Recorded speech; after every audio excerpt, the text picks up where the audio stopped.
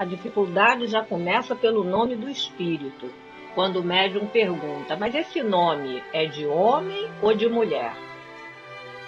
E aí, antes de continuar a narrativa do senhor Xumênio, vai uma orientação muito importante do senhor Hermínio de Miranda, que a gente não deve, quando começa a conversar com o espírito, falar bom dia, boa tarde, boa noite, porque a gente não sabe em que condições está o espírito, nem tampouco usar uma frase que denote a sexualidade, porque isso também pode trazer algum embaraço para o espírito.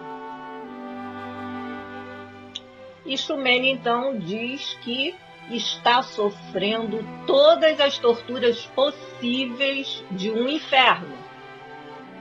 E o médium tenta contrapor a fala do espírito dizendo: mas se o inferno não existe, como você pode estar sofrendo os tormentos do inferno?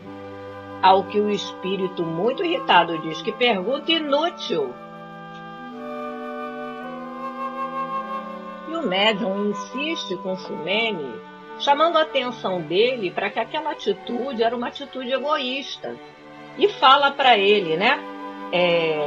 O egoísmo não será, por acaso, uma das causas do vosso sofrimento? E o médium insiste e o espírito continua irredutível. Quando ele diz que, então, é importante que a gente combata o egoísmo, ele diz: isso não é da sua conta. E continua naquela posição, só pedindo, então, que se fizesse uma prece por ele. Era isso que ele queria.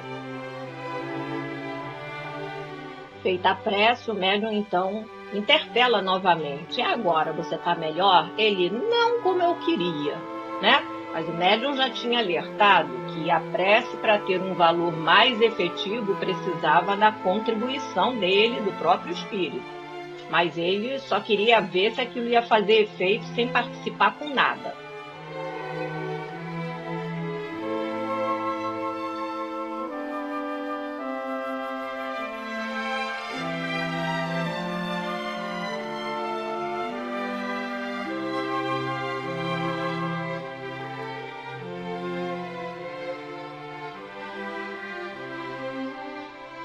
Com o egoísmo e o orgulho, que andam de mãos dadas, a vida será sempre uma carreira em que vencerá o mais esperto, uma luta de interesses em que se calcarão aos pés as mais santas afeições, em que nem sequer os sagrados laços da família merecerão respeito.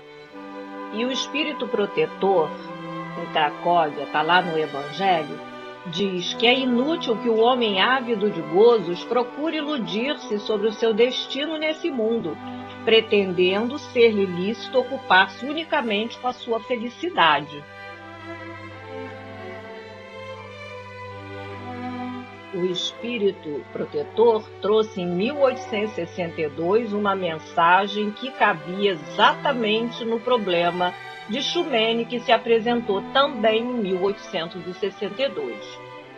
A guia da médium, então, vem, depois da manifestação, encorajar a médium, dizendo que o mérito não está em salvar os não perdidos.